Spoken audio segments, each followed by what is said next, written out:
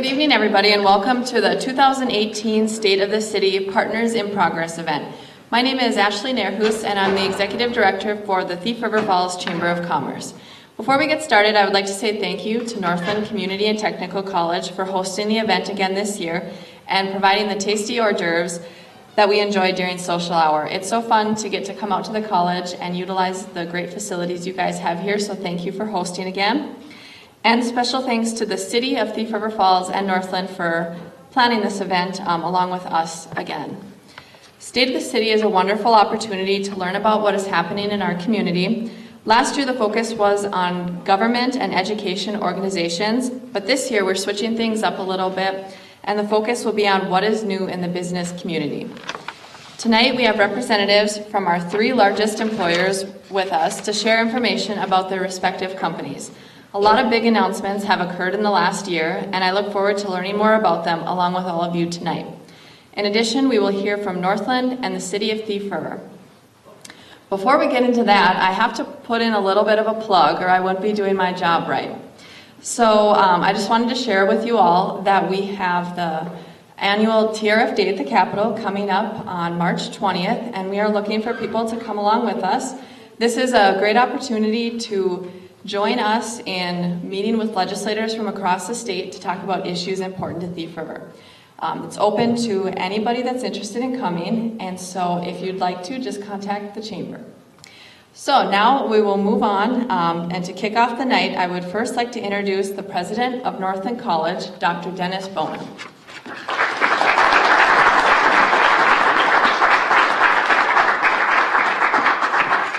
Thank you, Ashley. So several of us, about maybe 3 months ago or so, were trying to pick a date for this event, and we looked at the calendar, and I said, you know, this is spring break week. There's nothing going on at the college that week. This would be a perfect week to do it. And then we ran into today and discovered all of what was going on. We had all of the area counselors were in for an all-day in-service here today. We had the young authors, which are middle school and high school kids from all around. There had to be like 20,000 of them in here today, up and down the halls and in all the rooms. It was just kind of organized chaos. And of course, then we're also up against the high school basketball tournament. None of this was on the calendar when we put this event together, so we have some competing interests. And they're not here to hear this, but if you see any of them, our facility staff did an amazing job for all the traffic we put through the building today to have it be in the condition it is. So they deserve a round of applause, whether they can hear it or not.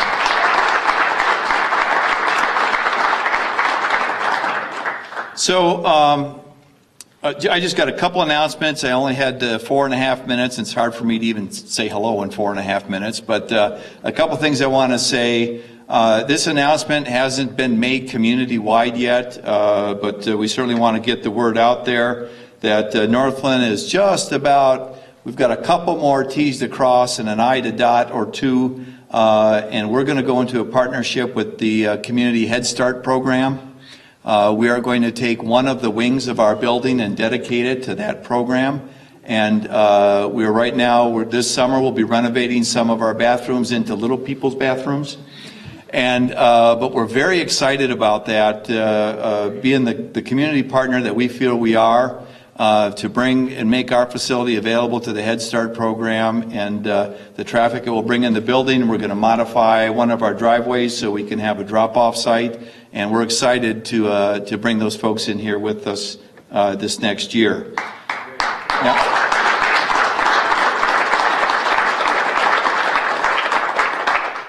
Next is kind of an announcement, perhaps a warning. You may hear a little bit more about this, but the city has decided to do a much-needed road construction project, city/county, that's going to be happening this summer. And basically from Earls to the college is going to be tore up, and there's no way to get here from there, other than a 6-mile workaround. And so it's going to be very inconvenient from about the end of May to maybe the 1st of August to get to Northland, but we're still here, and we're still going to be open, and we're still going to be communicating with students. Fortunately, many students are going to be online this summer, but we are looking for ways to make sure that they still find us and have that ability to register. And if anybody else is interested in coming by the college for whatever reason, it's going to be a little way kind of around the block to get here, because there's not many ways around that river, or rivers, I should say. Okay, final last thing, or two more things I just want to plug, because Ashley started it. Our women's basketball team had a 22-5 season. They won the regional championship again. So they are going to the national championship next week. They play next Wednesday, and we will be streaming that online. You can find that through our website. We're super proud. It's the 8 out of 9 years now, the women's basketball team from Northland has made the national tournament. They're playing in Rockford, Illinois. It's amazing. And being that we are a 2-year school, that's a lot of turnover of athletes, which means you got to have a lot of credit goes to Shannon Nelson, our coach, who is just phenomenal. Last thing I want to do, I want to plug our raffle tickets. We'll have another opportunity to buy some. We've got some great prizes. A lot of folks chipped in to fill the bags that you win as part of the raffle with, I think it's $140 worth of gift certificates and prizes and all that kind of stuff. So we raised money for a scholarship specific to this event. It's the State of the City Scholarship. And last year we raised a $450 scholarship for a very, very lucky student, and I'm not having his name in front of me right now, but he was very appreciative of that. Last thing is, I do want to remind everybody that when we're done talking here, we're not done. The bar and hors d'oeuvres will still be there, open for business, and we can have a little conversation and socializing after the event. So thank you very much.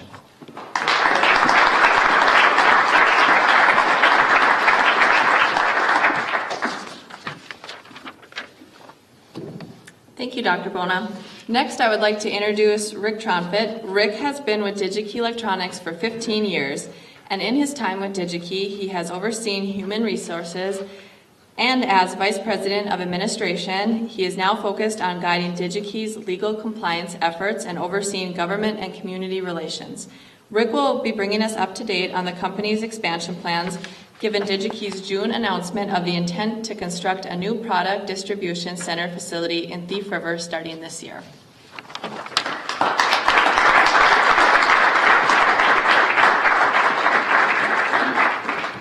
I might need Textron's assistance here. Technical difficulties. They're technical experts over there. Well, thank you, Ashley and Mayor Hilmer, for pulling all this together, and Dr. Bona and your staff for hosting this event. It's great. I imagine afterwards people might get mixed up with the concession stand for the ball game and our reception, but you know, the more the merrier, right? And it's free down at the other end, so it's good. Thank you. Thanks, Craig. Well, we're really excited as a company to be embarking on an expansion. This has been a long time coming. We've done a lot of planning over several years, and it's time to make hay, as they say. And in the next couple of months, there's going to be some machines digging up soil and some good things happening. For some of you who maybe don't have a familiarity with what we do at Digi-Key, we basically sell products that go into devices like iPhones and electronic whole goods that we work with every day. We have 1.4 million stocked products, about 6.5 million available online. We have about 750 suppliers we work with, and thousands and thousands of customers around the world. And we've truly become a global company. It's fun to be headquartered in Thief River Falls and be able to grow with the community. So I'm just going to talk a little bit about our expansion tonight. This is our current global footprint. We have about 3,300 employees in the Thief River Falls location, a little over 100 in Fargo, which is kind of an off-site warehouse for us, some additional storage space. And then in Bloomington, we have 80 or 90 folks that work mostly on IT projects. We have another 11 locations throughout the world. 2 in Asia, Hong Kong and Shanghai are owned by Digi-Key as entities, legal entities, and then in Munich, Germany, we have a GmbH entity there. The other locations are mostly outsourced third-party providers that work very closely with us hand in hand to provide sales throughout the world. Our current sales are doing well. We grew from 1.84 billion in 2016 to 2.33 billion, 26% sales increase. We kept us on our toes. Our run rate's very high, even above that level now for this year, and we're expecting, maybe between 10 and 15% sales growth for this year. So things are going very well. And this is really what's causing us to have to look at expansion, because you just have to expand when you're growing like this. Our head count, our workforce is growing as well. We ended the year at 3587, and we were already 3654, so we're off to a really speedy start in terms of hiring folks. Like I said, about 3,300 of those folks are in Thief River Falls. We have international employees, Bloomington, Fargo, and throughout the U.S. we have some field-based folks. So over the last 12 years, 2,000 jobs have been created at Digi-Key. It's pretty exciting to see the growth. Just put this slide up just to show you a little bit about, the impact of this project. We talk about our 1,781 Thief River Falls, let's say 56701 zip code employees. But as you look out, you can see that the folks that drive in for work every day, it's pretty impressive as to where they come from. We have 142 New Fulton residents driving in, 194 Red Lake Falls. You can see down in our Fargo market some of the places where folks live. You can see Grand Forks, East Grand Forks. Some of that's because of the 3 bus routes we have coming from Grand Forks, Bagley, and Crookston, that you'll see some folks from the Grand Forks side, although some I think just drive to work in their car. So that's the impact of the project and where folks live in northwestern Minnesota. So it's very regional. It's not just our city. The facility history, this is Thief River Falls. If you drive just a little bit north of Petro Pumper on 59, you'll see the first facility we started in.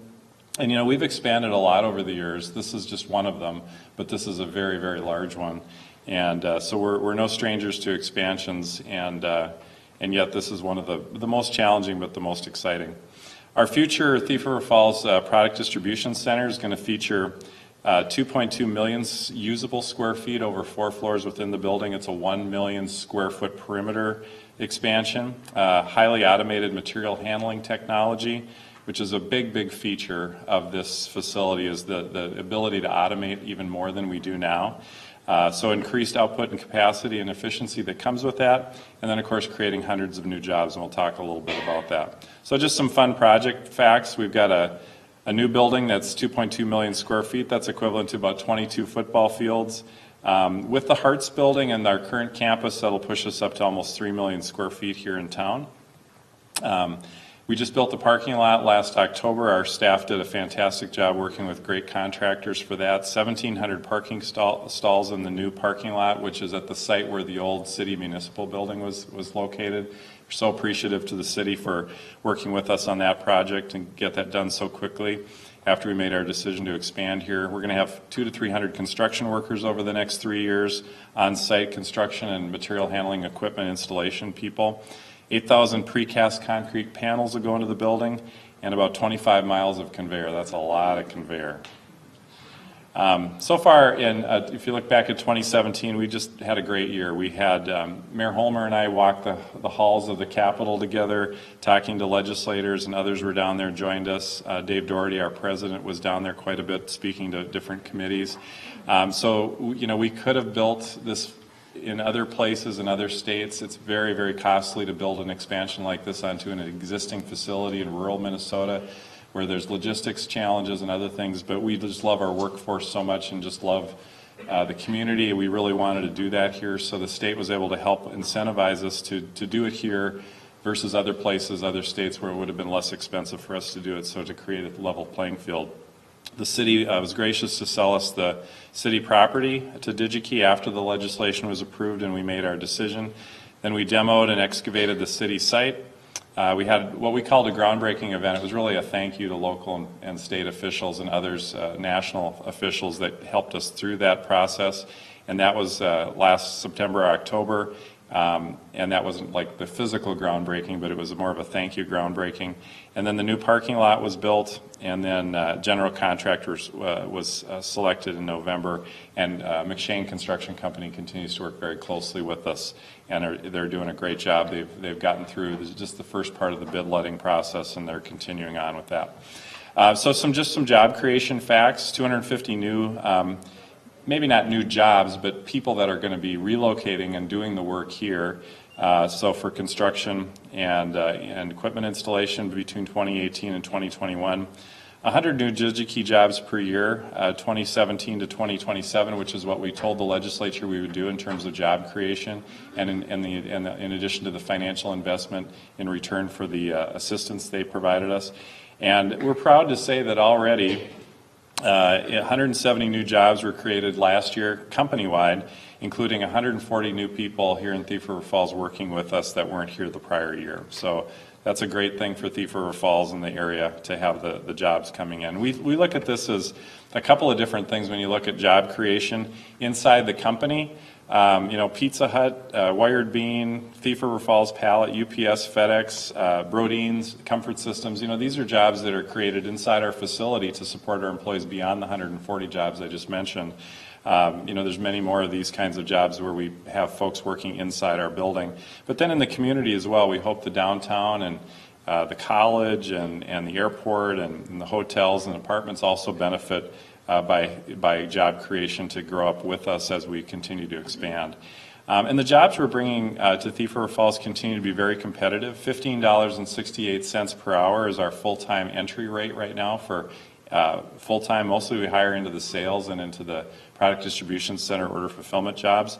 If you look at the middle panel there, that's the value of for a family coverage plan for health, and you look at the other plans, 401k, that's what we put into the employees' pockets in terms of cash value of the benefits, the total rewards plan, for a total of $25,640. So if you add the cash of $32,614 with $25,640, in yellow there you see that's equivalent to $58,254 a year, or $28 per hour. So these are very good jobs, and they're coming right here into our community. As far as fiscal impact for the state of Minnesota, we had an outside independent study look at this, firm look at this, and our existing operations in terms of just dollars that go into the Minnesota Treasury, whether that's through the statewide property tax, personal income tax for employees, sales tax, things like that, are equivalent to $415 million annually.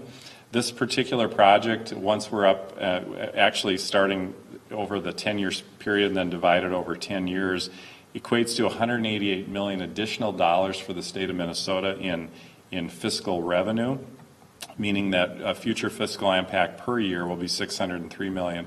We also looked at annual economic output. I think the college and other entities have done studies like this, basically the value of goods and services produced by an entity. Our consulting group felt that we were at about $1.5 billion in existing operations.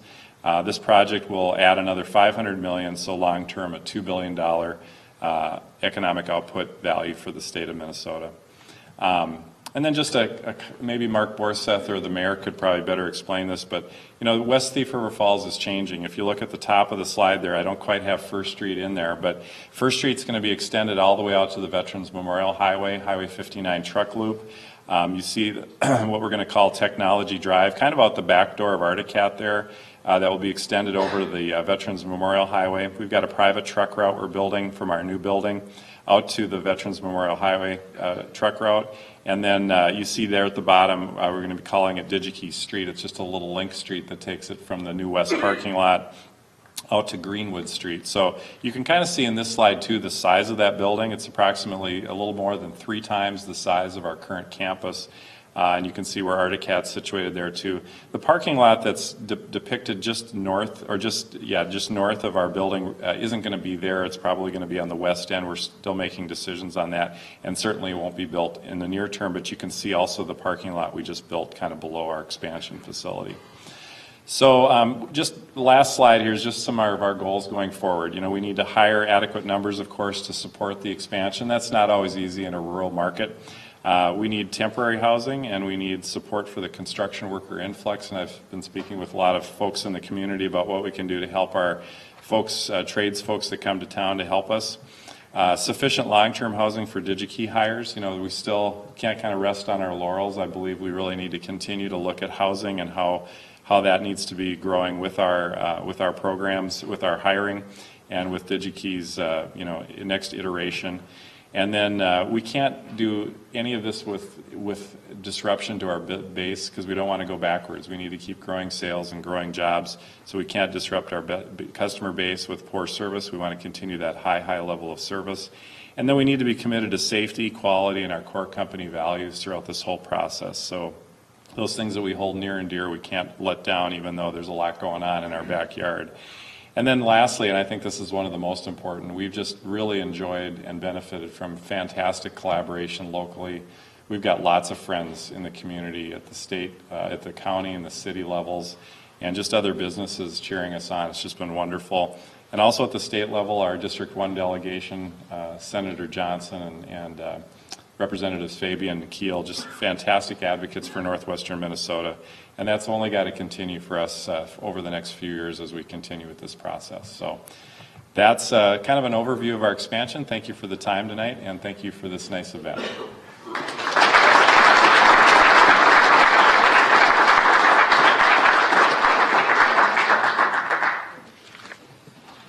I got to bring the mic way down after Rick. So thank you, Rick, for sharing Digi-Key's exciting plans with us. I know the community is very excited about the expansion and all the growth that'll come with that. Next, I would like to introduce Craig Kennedy from Textron. Craig is the Vice President of Snowmobiles and International Sales.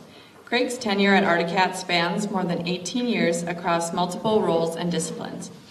Craig is currently responsible for engineering, marketing and sales for the snow business, including Articat brand management and marketing strategy, snowmobile sales, channel development, product planning, and new product development. Craig also leads the international sales team. Let's welcome Craig.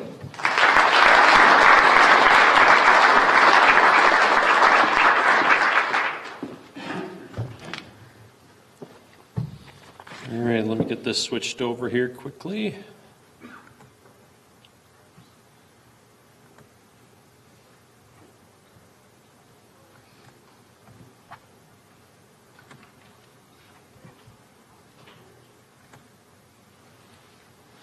All right, so I think I'll start this out by saying we actually are, this is the anniversary week of the acquisition by Textron of Articat. And I could tell you for those of us that are part of the Articat family, this has been a very fast year. A lot of things have happened for us. We've made a lot of changes. I think maybe I should back up a little bit here and just, some of you may not know me. I've actually been here since February 4th of 1997, so it was very important to the Textron organization all the way up to Scott Donnelly, our CEO of Textron, to make sure that we had somebody in the organization that had really been here for some time. They were really dedicated to the idea and understood this community and this atmosphere, that it was crucial for them to hire somebody within the organization to really guarantee the success for Articat going forward, along with the wheeled side of the business as well. So when we look at it, I think maybe the easiest way to show this of who our new family is to show you this little video. So I'm going to, we're having a breakdown. So stay with me here.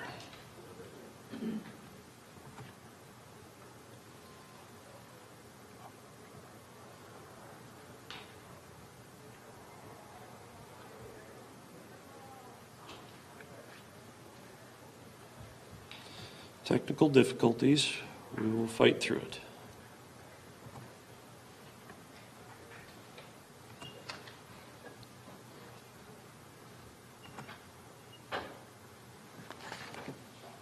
All right, so let's show you our new family tree.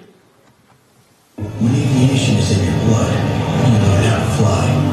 When your family serves, you learn waiting hard.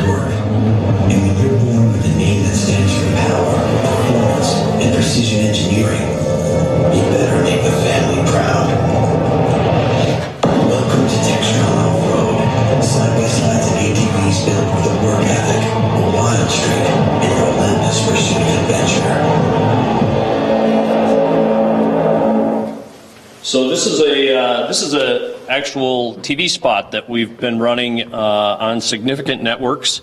I would say throughout the nation, prime time, just trying to make everyone understand really who Textron is, what they are for the organization.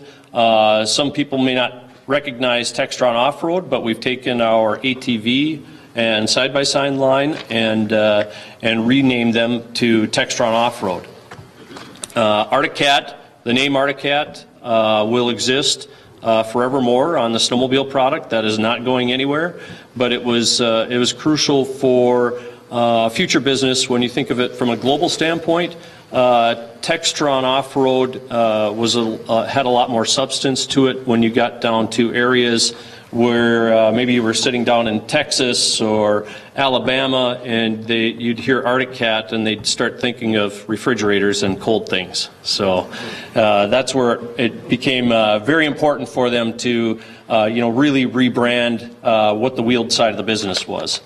If you look at the umbrella that our team is now under, it's actually referred to as Textron Specialized Vehicles. And so some of the names that you would recognize under the Textron Specialized Vehicle umbrella is Jacobson Lawnmowers, Cushman, Easy Go Golf Carts. We also do ground support equipment. So everybody that's flown and has watched what's going on out in the airport, you've probably seen the name Tug and Douglas and Premier and Safe Aero. I've actually driven that Safe Aero thing and sprayed a wing of an airplane. That was pretty fascinating, actually. From the turf side, I mentioned Jacobson. We also have Dixie Chopper as well. So this gives you a little bit of bandwidth. Certainly, at the Arctic Cat facility that we all know, and along with the St. Cloud facility, but we also have a significant spread globally as well. Everywhere from Wuxi, China, several U.S. facilities. We've got the Trelleborg, Sweden location. So we have a very broad range of facilities, manufacturing, and engineering facilities as well.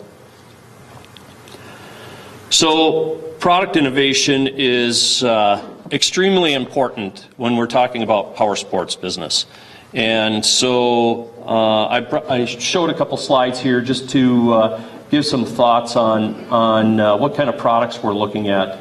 And I'm going to get into a little bit more detail on these here in a very near future because there's some important things to show up to point out here. A couple of them would be the two side-by-sides, both the Havoc and the Stampede up there, are actually products that we've actually moved from the Augusta, Georgia facility and are now producing up in Thief River Falls now.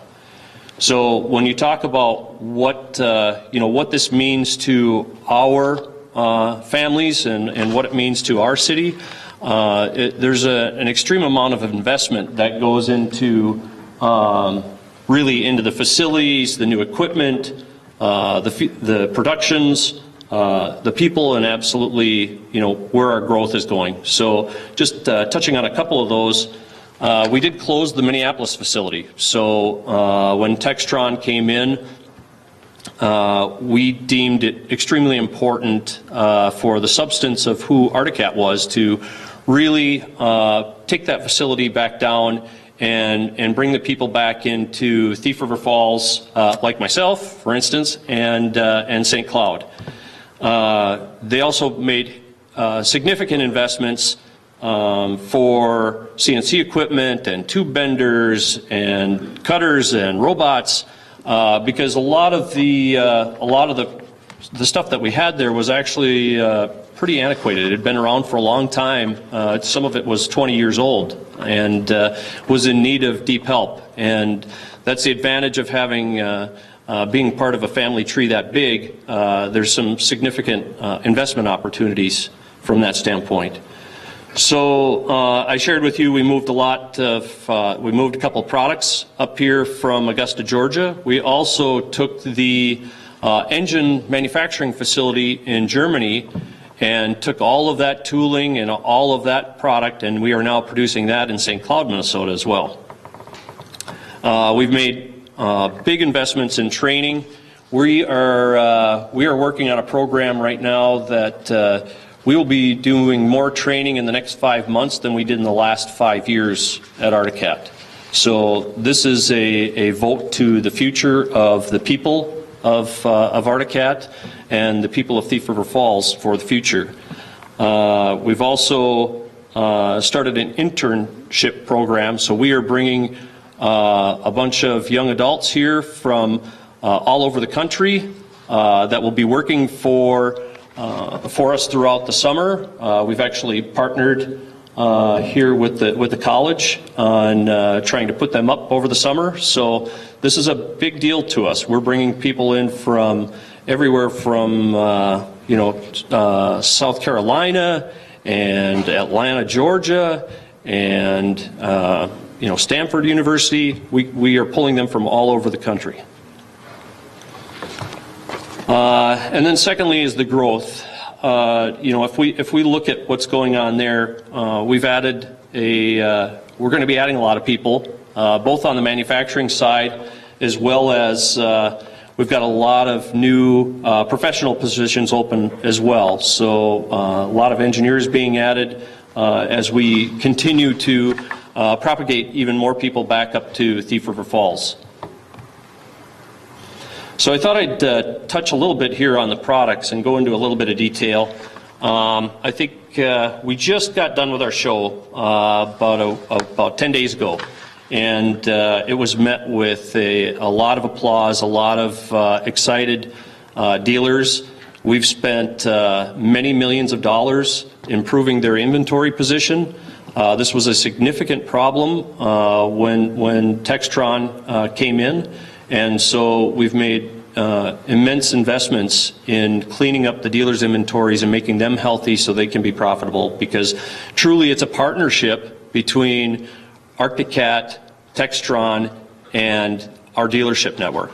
And so we need them to be strong as well for our future. So when you talk about that, I started the conversation with talking about the innovations. That's truly important when we're talking about the power sports industry to be relevant. You have to bring a lot of innovation. So this year we've got a couple of new innovations, and I just want to show you a couple of them here. The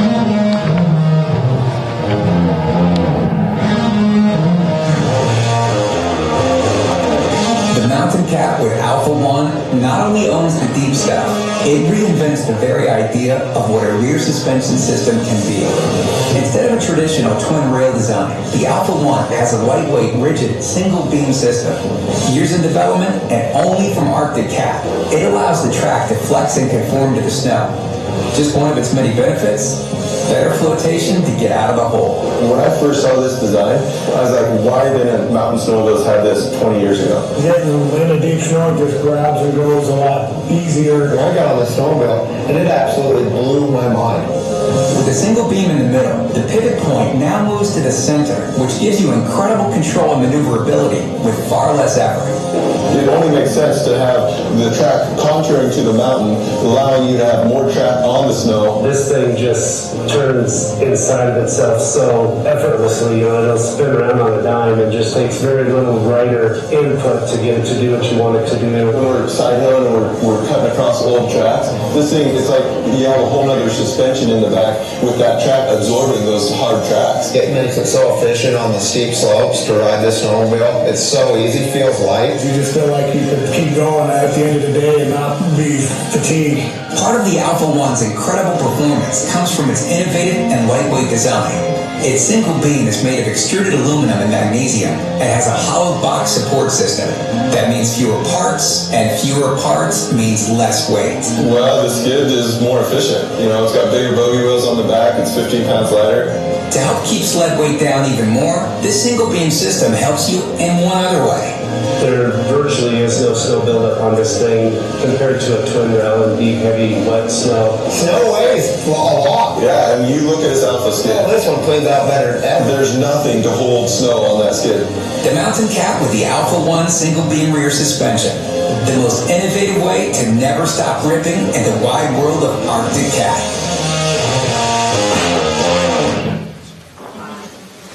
I couldn't have talked that one through. But you know, that's all about innovation. That was invented by our product manager for the mountain segment, and in development for 4 years. And we were so proud and excited to bring it to all the consumers this year. And it's being met with exceptional positive reviews. And it's really going to mean a lot for our company for the future. I thought I'd touch on the hardcore here just for a second because I'm a global guy. So I did a lot of global business when I first left Thief River Falls to go down to the Minneapolis facility, and we actually started this design originally in Scandinavia. So the Scandinavians were asking for this product, and this year we're actually bringing it into the U.S. So this is the first time we've really seen the pathway come the other direction, where the global side came up with innovation and an idea on a product that played its way into North America now as well. And then lastly, on the snow side, I just wanted to bring up the IAC suspension. So this is, several of you may have electronic suspension in your vehicles today, and you're able to adjust it on the fly, and it can be soft, it can be firm, it's adjusting for different conditions, and that's really what we're bringing to the snowmobile industry this year. So this is an industry first on snowmobiles. And it's got what you do is you actually operate the hand control on the left-hand side, and they can actually turn up the firmness or make it soft on the fly, so they don't actually have to get off the snowmobiles anymore. And there is a significant amount of excitement, especially for those that do a lot of trail riding, like those of us here, versus the mountainside. And it's really a true secondary innovation. So that's two big hits for us in this model year. So this was I think we would call this a rumor, because we had this going for a couple of years and continually teased this to the industry, and we officially launched it here at the dealer show, and we will be on the production line in 2 weeks with this vehicle. So this was long-awaited product for us, obviously performance-orientated side-by-side, and we did this in partnership with Robbie Gordon, the famed race driver. He's raced off-road, he's raced Indy, he's raced NASCAR, and we partnered with him on this design. So let's see what this thing looks like.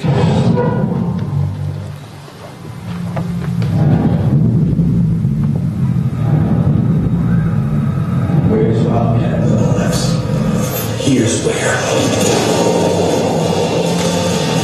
Taking on the most extreme tests. And now, it's ready for yours.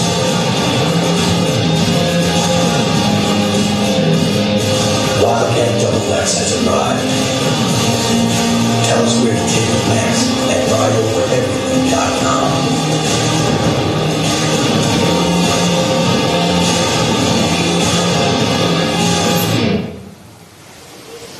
So the side-by-side market in total is about 50% of the total market. So you think of the ATVs that we were buying for the last 20 years, and we started seeing side-by-sides come on the scene. Well, at this point, the side-by-sides make up a full 50% of the entire market.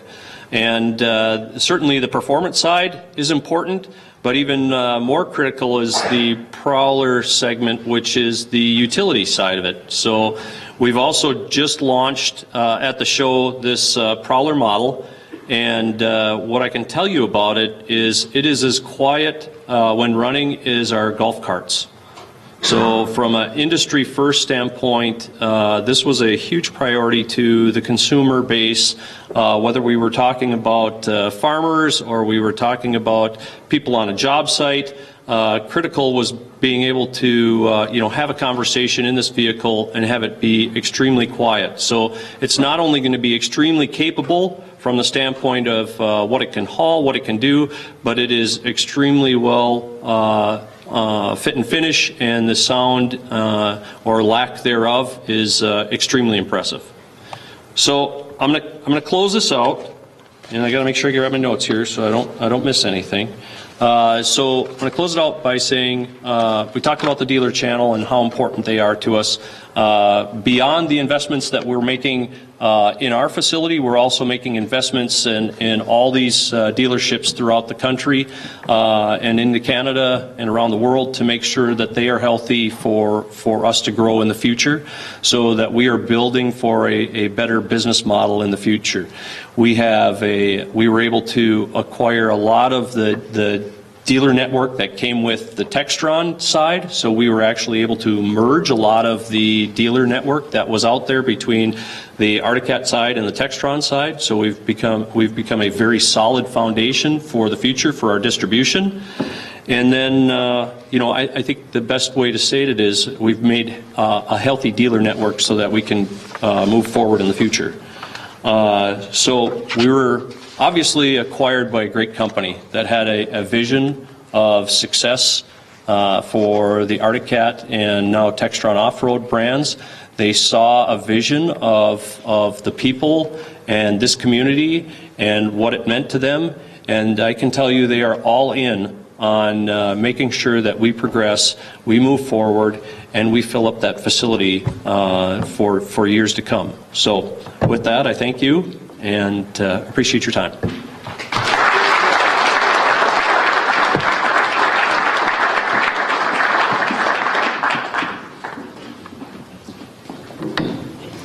Thank you, Craig, for sharing information about what Articat and Textron have been up to in the last few months. I think it's so neat to think that those vehicles that we just seen videos of are made right here in Thief River. I think that's something to be very proud of. So thanks for sharing that. Next, we will hear from Rob Lovejoy from Sanford Health. Rob is the Chief Operating Officer at the Sanford Thief River Falls Medical Center and has been in that position for nearly 12 years. Rob will provide updates and share how their localized medical center has impacted the greater Thief River Falls community.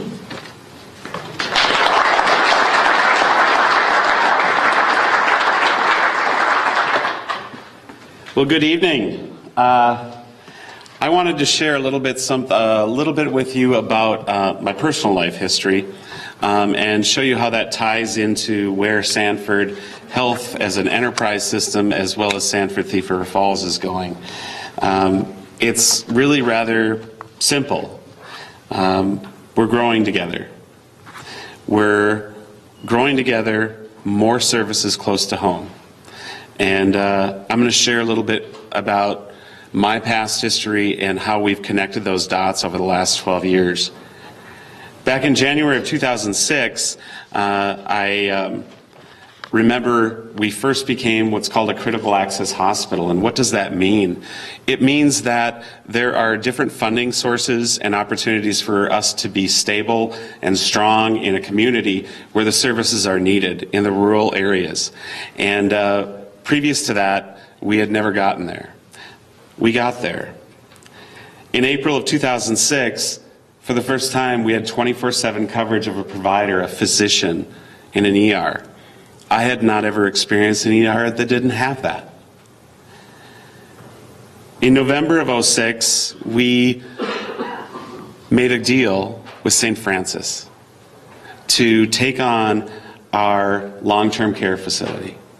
Because quite honestly, when you're a long-term care facility and you're attached to a critical access hospital, the funding goes away and you can't support it. And it was losing $500,000 a month. But it was an integral piece of service that needed to be here. So we partnered with St. Francis. It was key. And look at today. In February of 2007, we added epidurals. And some people thought, what's the big deal? I'll tell you, if you've ever given birth, you might have an opinion. We added Omnicell to our ER. You know what? When my child is having an ear infection at 3 o'clock in the morning and there's nowhere to get the drugs that they need to help alleviate that pain, but suddenly there's technology that allows me to make that happen where I leave an ER with those medications, as a parent, that matters. We added a new pulmonary rehab program back in 2009. We became level 4 trauma designation back in 2009 of November. Why does it matter? Back in June 2010, we began a hospitalist program with the expense of about $1.2 million to our organization. Why does it matter? If your family member's in that hospital and you know you're going to have access to that physician, and they're going to see you every day, and they're going to follow up on you every day, maybe it does matter. In July of 2010, we became a part of Sanford Health. Now, that may not seem like a ginormous deal. That's my favorite word, by the way. I know it's not in the dictionary. But that was just the latter part of what we had gone through. You see, we had gone through a financial transition where, quite honestly, there was a risk of losing health care in this community. Some of you may or may not know that, but I knew it. And it was overwhelming. It was scary. How do you recruit without health care? When I came here with my family, we had never been here before. Thankfully, I had had experience in rural communities. My mother is from Devils Lake, North Dakota. My father was born and raised in Lakota, North Dakota. So the rural concept wasn't that far from my experience. Had we not taken the steps towards financial viability, had we not taken the steps towards becoming a partner with Merit Care and then with Sanford, what would all this look like today? What would recruitment look like? What would your family's lives look like?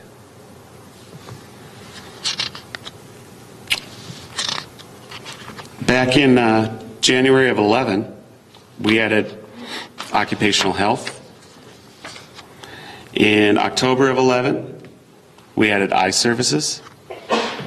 November of 11, we became a certified medical home.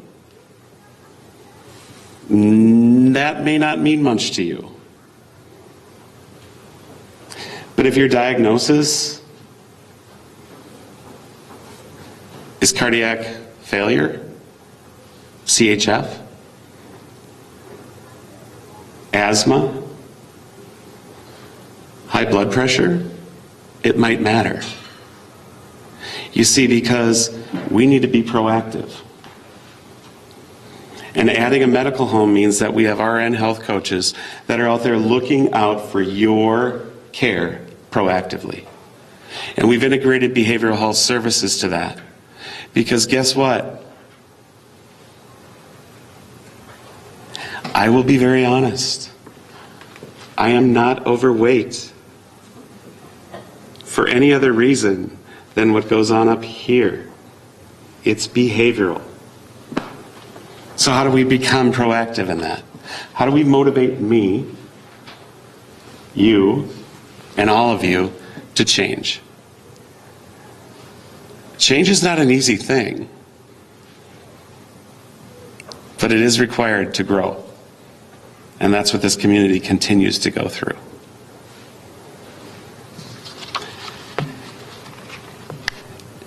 In July of 2012, we added athletic trainers, one of which we supplied at no cost to the local school district. Why would we do that? Because it's the right thing to do. Because sometimes as a not-for-profit agency, you can do that because it's the right thing to do. And if we're able to impact those children at an earlier age, then it matters. You see, I have a personal experience with that.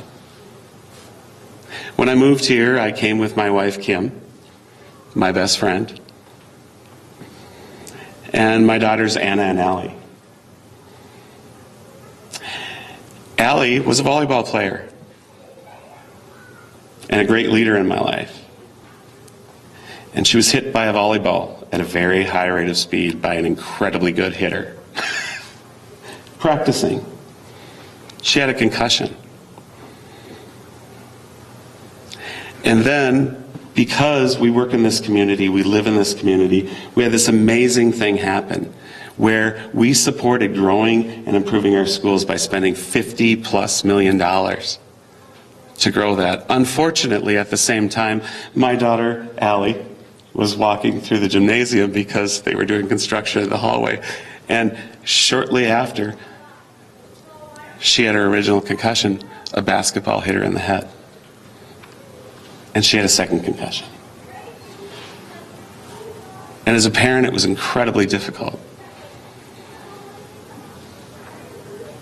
But here's the cool thing. She got the services she needed. She got them close to home. And only 6 months before that, we had trained one of our physical therapists to handle ocular issues.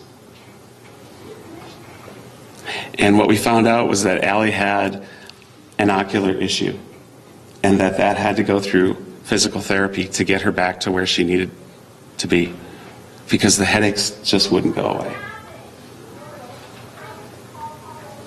I think that has value.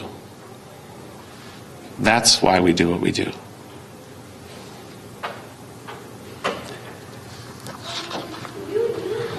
In September of 2015, we opened the Sanford Behavioral Health Center. It took over 2.5 years to convince the legislature to get approval to add beds to open a new hospital in Thief River Falls, Minnesota. The first of its kind. Something that hasn't happened nationwide in many, many years. You see, I'll go back to that behavioral piece. We're all special, but we're not that doggone different. And if you ever wonder what holds you back from doing what it is that you think you could do, it's usually up here. We have to change the outlook and the perception of what behavioral health services means in our community and across the nation. And opening Sanford Behavioral Health Center and getting our legislature to approve and support that and spending 4+ years of commitment to making that happen and having expanded services like counseling in people's homes through our community-based services, crisis services where we go out to ERs across Northwest Minnesota. None of us is immune to these types of situations. All of us have experienced these things. Does it matter?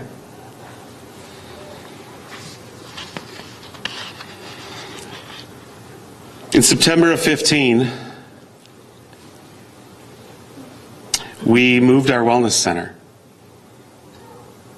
over to our Southeast campus, our former clinic across from Walmart.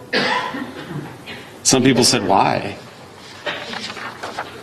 Well, wellness is about proactive health care. How do we get to a point where we're not just your service for when things are bad, but how do we help provide a service that prevent people from needing our services?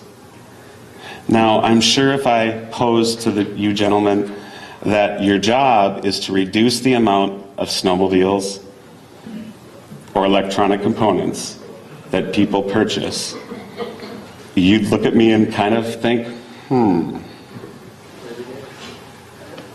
But that is our goal. You see, the things that we do are focused on how do we keep you out of our ER? And how do we keep you out of readmissions after you've been in our hospital? And that ranges to quality and community impact and partnerships. You see, you talk about partnerships. I have another daughter, her name is Anna.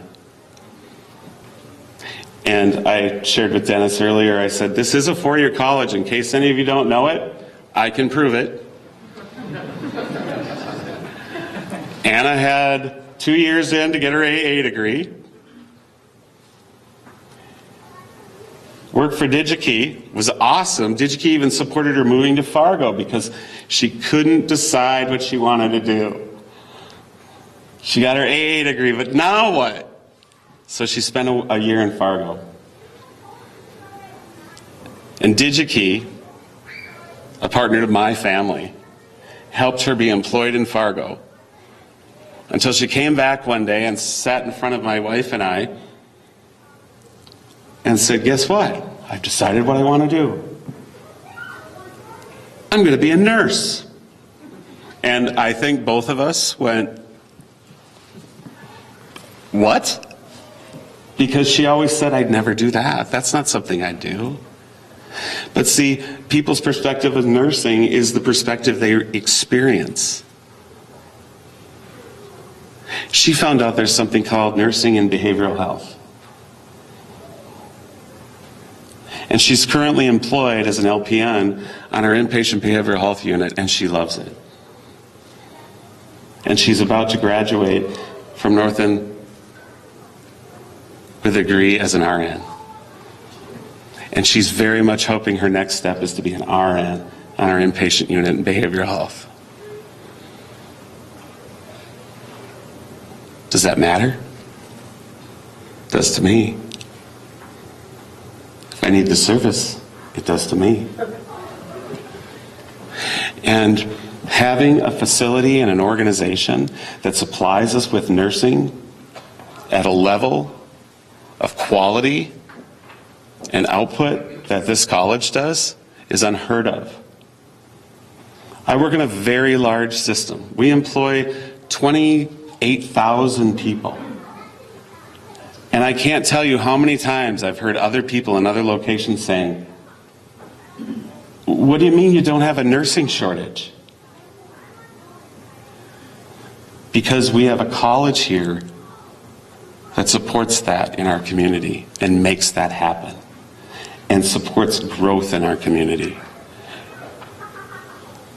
And all of us need those services.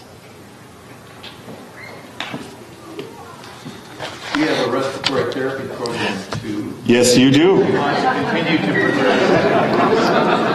It could be an 8-year program. Which I might also tell you has been very beneficial to us.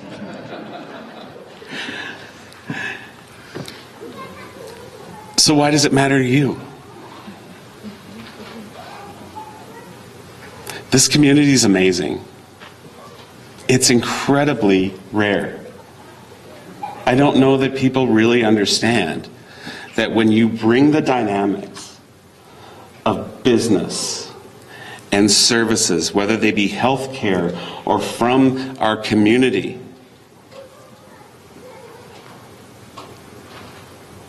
and you connect all those dots, that the opportunity is endless.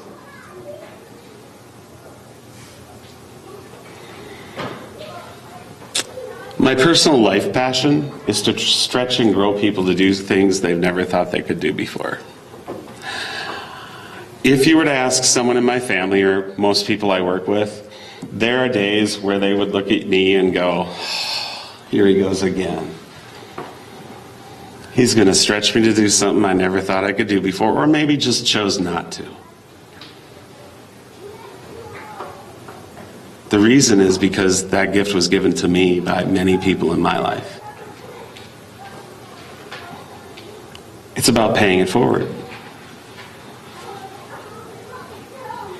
You see, I never thought I would end up in Thief River Falls. I certainly, quite honestly, never thought I'd be in healthcare. I've been in IT and other industries previous to this. But 2 years prior to coming here, I had an opportunity to get into healthcare. And I had no idea how inspirational it could be in my life, or the lives of the people around me.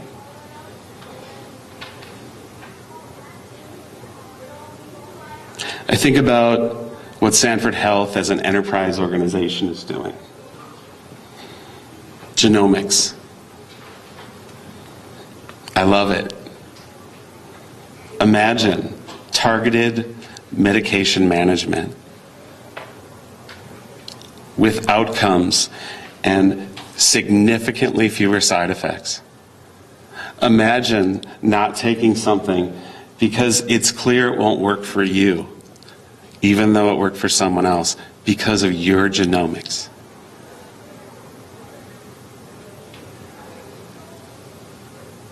Imagine a cure for diabetes.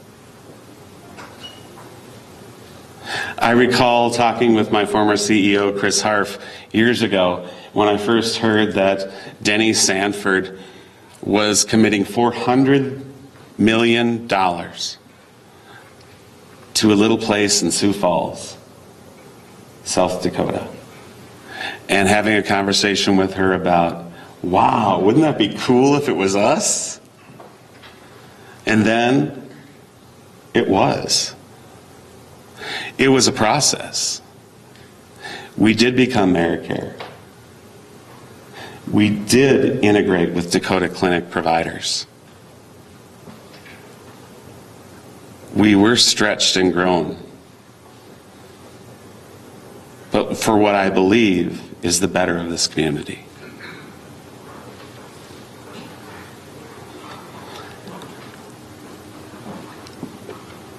But why does it matter?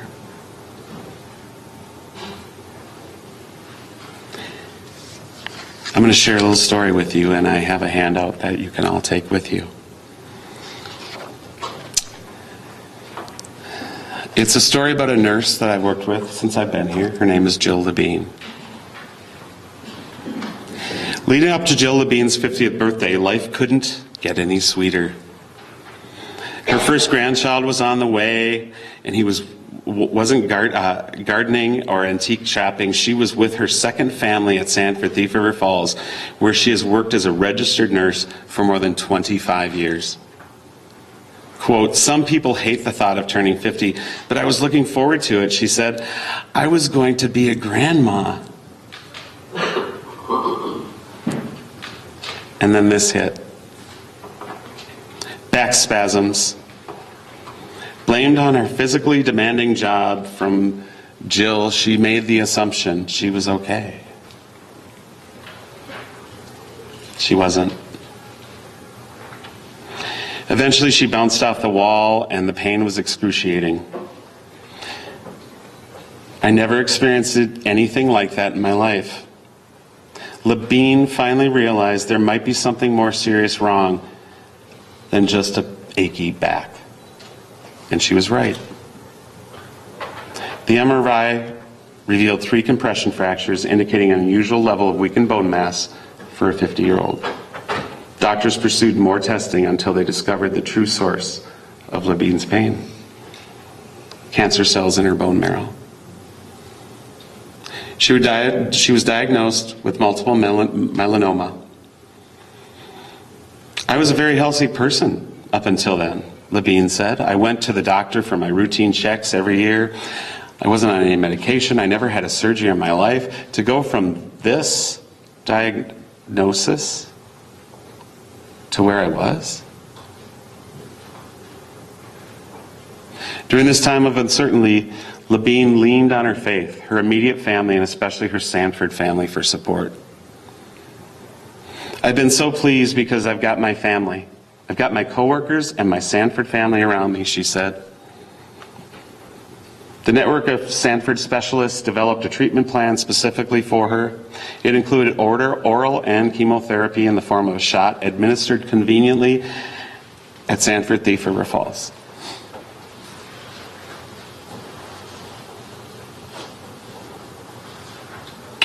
Being so close played a big part in me being able to get rest that I needed, she said, as it brought her peace of mind to be cared for by nurses she knew so well.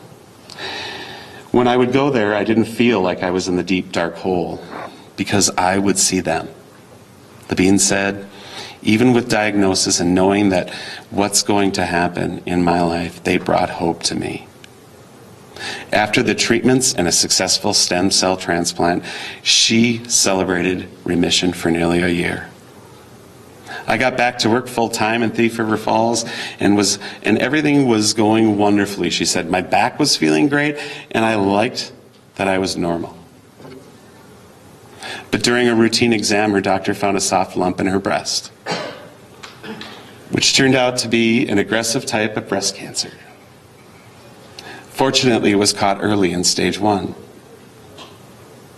Labine's fight continued this year with chemotherapy, mastectomy, and radiation.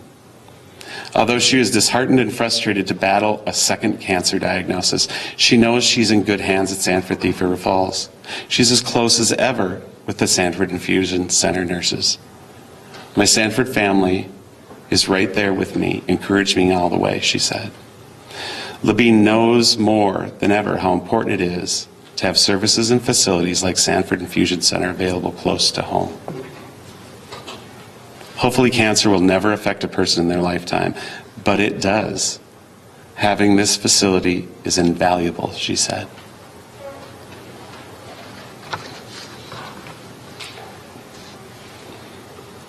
Services close to home. Growing together. I've shared with you over the last 12 years some of the major milestones that have happened. We opened a brand new hospital. Some of the community said, why? I said, come look at the infrastructure in the old one. Our boiler systems are 60 years old. There's no parts left. The first week when I was touring the facilities, I had legal notepads because I knew I'd only get one shot at a first impression. And I toured everything. I looked in every closet, in every exam room, and I noted what I saw. And when I got to the roof of Northwest Medical Center with the maintenance individual that was touring me, and I saw the sprinkler that was running to cool the chiller so it wouldn't overheat in the summer. And I remember coming home thinking, holy,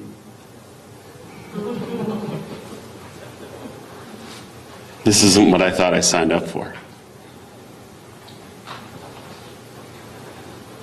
Why does it matter? It matters for Jill. It matters for us. It matters whether I choose to live in Thief River Falls, and whether I can house myself in Thief River Falls and I can be employed in Thief River Falls. It matters. The partnerships matter and impact the future of this community. Not one of us alone can make that happen. It doesn't work that way.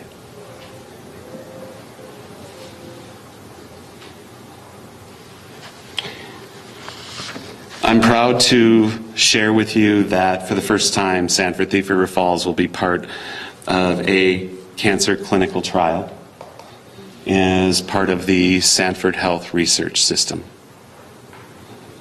so that we can do clinical trials for the first time in rural communities, where we have opportunities to try things that otherwise wouldn't come our way. We couldn't do that without being part of a large system. I am not telling you it has been easy. It wasn't easy becoming part of AmeriCare. It wasn't easy becoming part of Sanford. It wasn't easy to bring our clinic and hospital together. But nothing of great value is.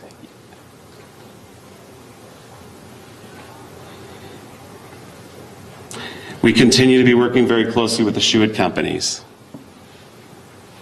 in regards to our East Wing and our downtown campus. And they are investing dollars into the assessment with high hopes that we're going to see housing opportunities and an opportunity to reinvigorate our downtown in hopes that it can catapult movement forward in what that looks like in the future.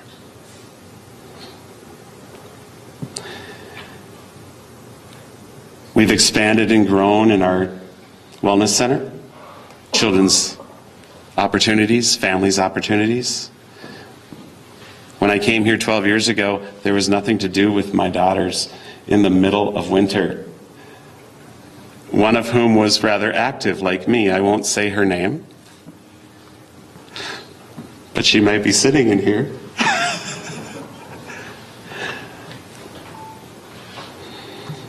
We're moving towards a integrated pediatric service in regards to physical therapy, occupational therapy, speech therapy, and psychology. And we'll be remodeling our downtown location on the ground floor to do so. Because the unique needs of these children is imperative for this to be a good place to live, for us to grow. We'll be expanding our services at Northern Lights Residential Treatment Center. Right now we have individuals who are in that area of our service who are sharing bedrooms with 2 other individuals at the same time. We're a little outdated. So we'll be spending dollars to expand that service line as well. But why does it matter? You see, this year, my wife experienced something called a transient ischemic attack, TIA. It's a mini stroke. And with all honesty, I can tell you that 12 years ago, if that had happened, I couldn't have confidently looked at you and said, it's going to be okay. Today, I can't. Because we have teams of individuals who worked on stroke readiness, cardiac care. I can live in Thief River Falls knowing that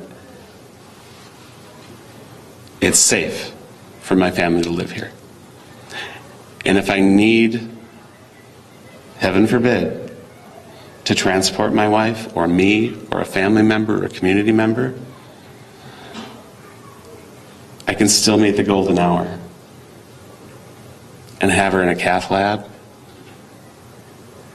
and know that it's okay. See, it's all about family and community. Jill talked about the Sanford family. Guess what? This is a community, and that's what family's all about. So I want to thank each of you for the opportunity that I've had and my family's had, for my oldest daughter to become a nurse, for my youngest daughter, Allie, who had the concussions. She's graduating in May and doing her student teaching here in Thief River Falls in Miss Nelson's class. She's going to be a teacher. The opportunity in this community is rare, and we have this opportunity to take advantage of. So I call all of you to stretch and grow yourself to do something you never thought you could do before. This is our opportunity to step up, and we have everything we need to make it happen. And I thank you from the bottom of my heart for giving me and my family this opportunity. Thank you.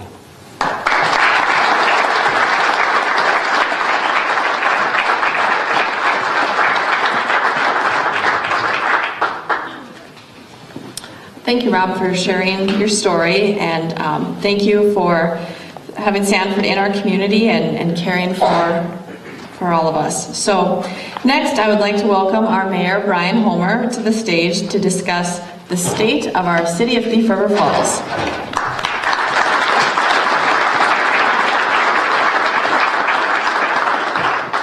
I got to first thank our three speakers for tonight. It's very inspiring to know that we have this kind of stuff happening in our own community. These three organizations play a great part of our community and prosperity and the reason why we grow. So it's important for all of us to come together and exchange our views like we did tonight. We are now, and we're a start to where we want to get to in the future. We know we have problems. These include enough employees for our workforce, enough jobs for all that to fill up all their jobs, building enough homes and apartments. We heard about that tonight. Also, we need to find enough daycare spots for our young, inspired workforce to grow their family. I'd also like to say that these challenges, I think to myself, are very good. You know, we could be facing another challenge. We could be facing challenges of a town that have very few jobs, desperate poverty, and widespread economic blight. But through our economic diversity, we have overcome this. As part of our conversation tonight, we want to remind ourselves of the significant blessings we do enjoy. This includes, most notably, as shown in tonight's speakers, the strength and prosperity of our local economy. The city is a special place.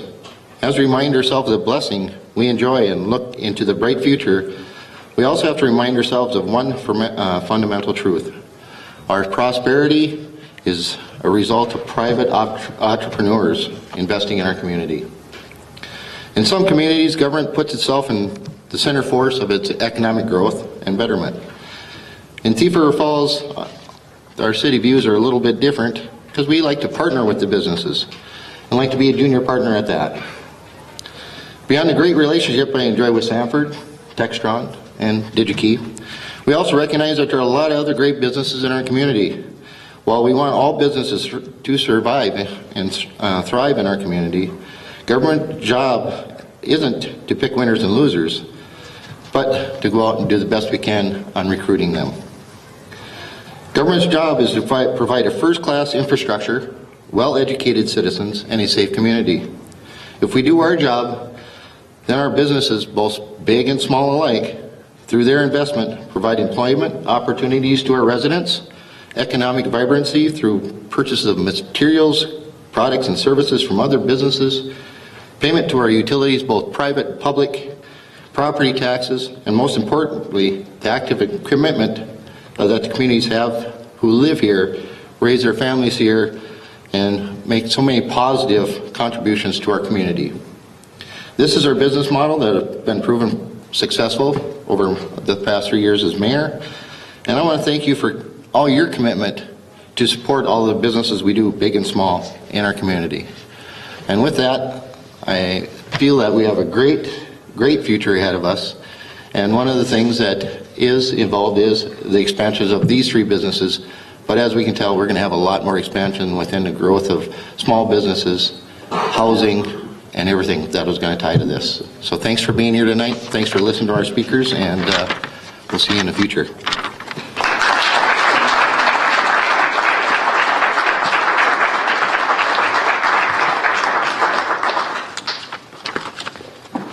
Thanks, Brian.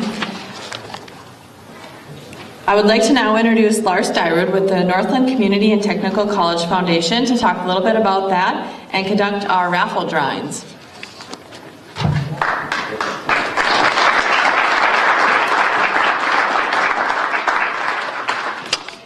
So this is what we've all been waiting for, our drawing for our raffles. And I'm going to give you one more chance to purchase tickets. We've got a couple of people here that will sell you a couple more raffle tickets. If you're interested, it goes to our State of the City Scholarship, which this was just recently awarded for the first time. And we awarded $450 to Justin Ramsey, and I'm going to just say he was so excited to receive this scholarship. and you have the opportunity to help us give another scholarship. We were already raised $325 for this scholarship. I'd like to get a little more, so if you just raise your hands and you can have an opportunity to buy another ticket. The prize value of these bags is over $140, and I'd just like to take a moment while they're selling tickets to mention the donors of those prizes: the Black Cat, Community Consignments, Enbridge, Falls Cinema, Halls Floral, Holiday Station Store, Northland Community and Technical College, the Nctc Foundation, Northland Pioneer Athletics, Sundance Dining, the Puck on 3rd, the Schooner Bar and Grill, the Shed on 3rd, Tip Top Tux, Terry the Tailor, and the Thief River Falls Chamber. So I'd like to just share, while you're continuing to buy tickets, just a few things about the Nctc Foundation. We're at a very exciting time for the foundation. We're involved in a lot of things. As Craig alluded to, we've got a partnership now with our business community to house some interns. And so in the summers, our student housing here just north of the college is usually empty. We don't have a lot of students in the summer who want to stay all summer long. And so this is a great opportunity for our businesses to take advantage, and we'll house interns at our student housing facility, which will have a small community here of about 30 interns, it looks like, this summer here.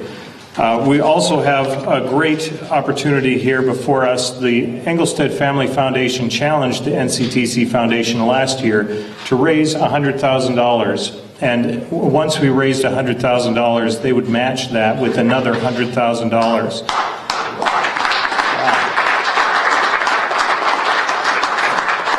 This is to form a $200,000 endowment for our older than average students. And as Rob shared his story, it's not an uncommon story. Many of our students have a second chance. You know, they realize the need for maybe a second credential, second degree, or a different direction in their lives. They're older than average, and this scholarship is intended to help that students who are 23 and older. And about 50% of our students are 23 and older. Our average age of our student is about 25. Maybe not what you expected, but that is the reality of our student population. We really wanted to help those students, and so we've been challenged for this $100,000 with this $100,000 challenge, and I'm very happy to say that we are now over $93,000 toward our goal.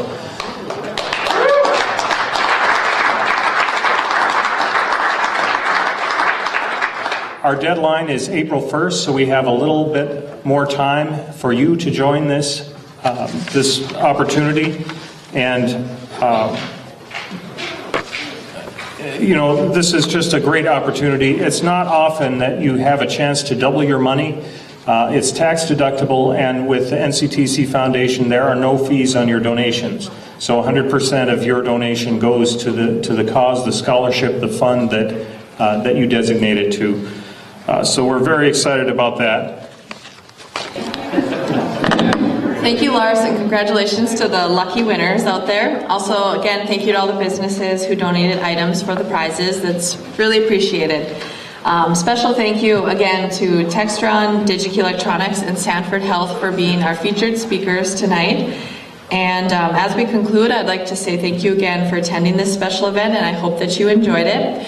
And I do have to give one special shout out to Northland. Chad Sperling helped plan this event and did a lot of the work, so I just want to let him know thank you. Can't see him right now, I'm being blinded, wherever you are, thank you.